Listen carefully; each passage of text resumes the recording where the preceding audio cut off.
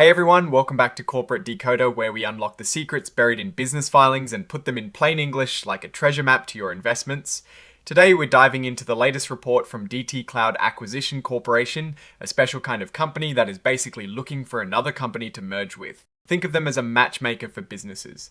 Let's peel back the layers and see what is really going on. This is for the quarterly period ending the 30th of September 2025. We are looking at a company that is a blank check company, meaning it has no actual operations yet. Its main goal is to find a business to combine with within a certain time frame. If it doesn't find one, it has to dissolve and give the money back to its investors. Let's start by looking at the company's financial health on its balance sheet. Imagine this as a snapshot of what the company owns and what it owes at a specific point in time. As of the 30th of September 2025, the company had very little cash, just $0 outside of its trust account. That is a stark contrast to the 31st of December 2024, when it had $152,021 in cash. The big number here is the cash and investments held in their trust account. On the 30th of September 2025, this was down to about $1.6 million, a massive drop from $72.3 million at the end of 2024. This is important because this trust account is where most of the money raised from investors is kept until a business combination happens or until the company has to dissolve. On the other side of the balance sheet, we have liabilities. This is what the company owes. Their total liabilities were about $3.3 million as of the 30th of September 2025, up from $2 million at the end of 2024. The big jump in liabilities comes from a new promissory note of $715,325 and another payable of $300,000. They also have deferred underwriting compensation, which is basically money owed to the people who helped them sell shares initially. This amount stayed the same at $1.7 million. This line item is crucial for this type of company. It represents shares that investors bought, but those investors have the option to get their money back if a business combination doesn't happen.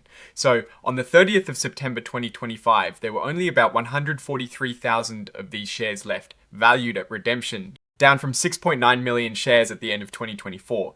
This huge decrease shows that many investors have likely already asked for their money back, either because they are unhappy with the company's progress or because they want to avoid potential losses. If the company liquidates, the redemption value per share also increased slightly from $10.48 to $11.15. Now, let's look at the shareholders' deficit. This is essentially the net result of the company's activities. Their accumulated deficit, which is basically a running total of losses, grew significantly. As of the 30th of September 2025, it was a deficit of about $3.3 million, up from $1.85 million at the end of 2024.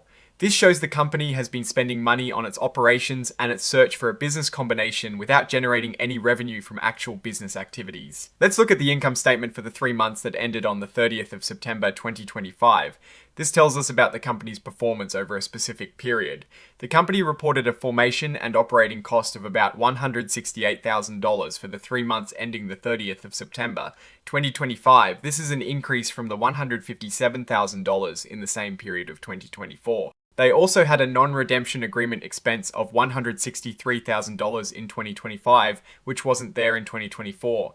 This likely relates to agreements made to encourage shareholders not to redeem their shares. Overall, they had a loss from operations of $331,000 for the quarter. On the income side, they earned about $89,364 in dividend income from their trust account in this quarter.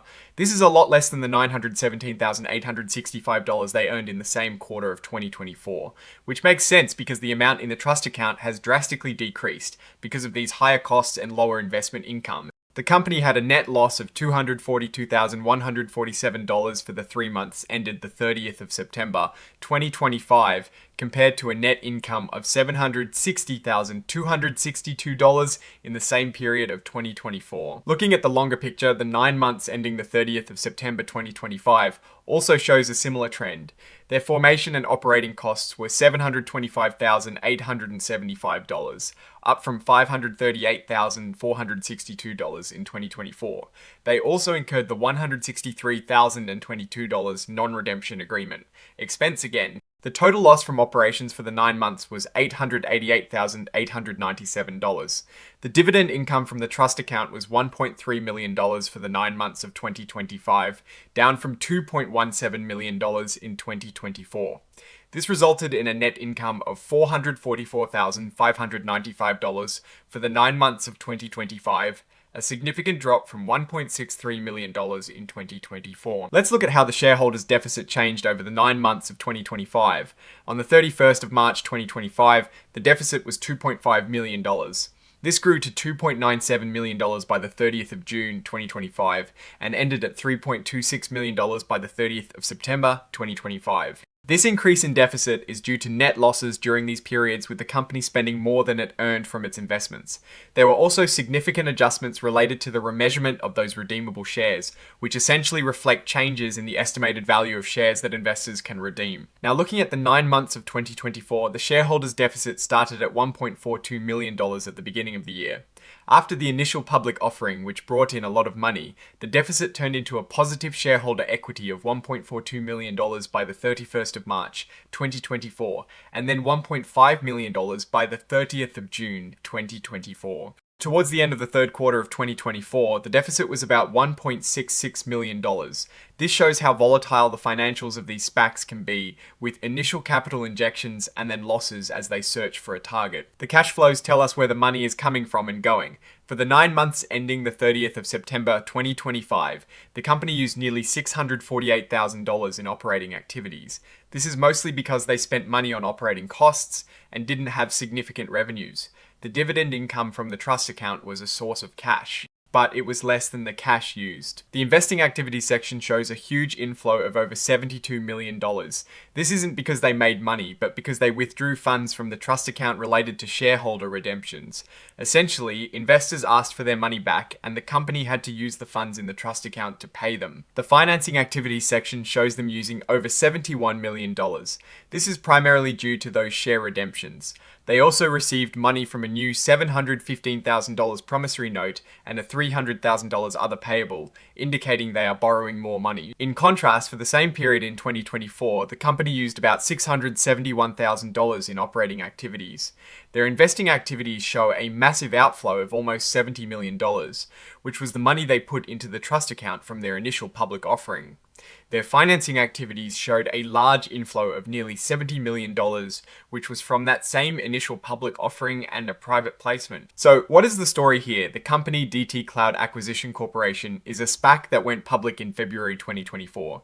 They raised a lot of money, put most of it into a trust account, and were supposed to find a business to merge with within about 9 months, or a bit longer if they extended the deadline. They extended it multiple times, and the clock is ticking. It seems like many investors have lost faith and redeemed their shares, which is why the amount in the trust account has plummeted. They did find a potential business to merge with, a company called Myers Pharmaceutical Company Limited, and signed a business combination agreement in October 2024. However, the deal has many conditions, including shareholder approvals and regulatory clearances, especially from China, which could be a hurdle. It also involves a public company called PubCo, which will be the listed entity after the merger. They also had to get investors to commit to a private investment in public equity, or PIPE, to help finance the deal. But as of this report, those agreements haven't all been secured. A major red flag is that the company has received multiple deficiency letters from the Nasdaq Stock Exchange. They are currently below the minimum market value of listed securities, the minimum number of publicly held shares, and the minimum market value of publicly held shares.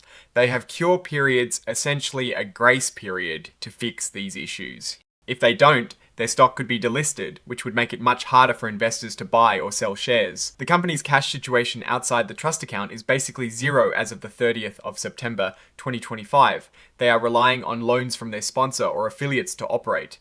This is a precarious position. While they have a business combination agreement, the conditions to closing are significant and not guaranteed. The fact that they've had to extend the deadline multiple times also suggests that finding and closing a deal is proving difficult.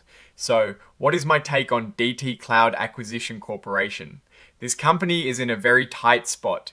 The massive decline in its trust account, the increasing liabilities, and the ongoing struggle to meet Nasdaq listing requirements paint a concerning picture.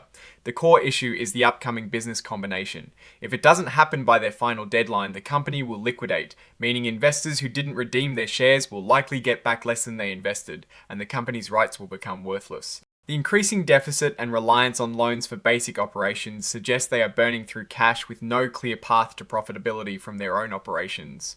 The potential business combination with Myers Pharmaceutical is their only lifeline, but the uncertainties surrounding it, like regulatory approvals and securing PIPE financing, are substantial. The company's direction is unclear. They are essentially betting everything on this one merger.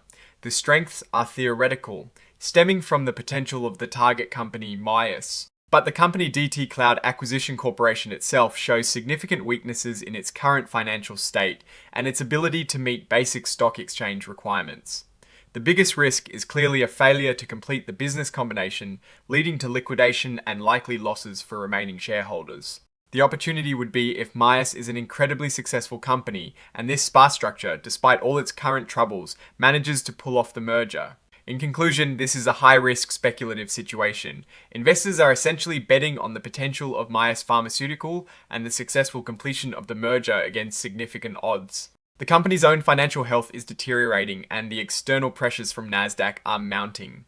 Alright, that is our breakdown of DT Cloud Acquisition Corporation's latest filing. What is your take on these numbers and what they signal for the company's future? Do you think they can pull off this merger? Or are we looking at a liquidation scenario? Drop your thoughts in the comments below. If this analysis was valuable to you, hitting that like button really helps us out, and consider subscribing for more deep dives into corporate filings.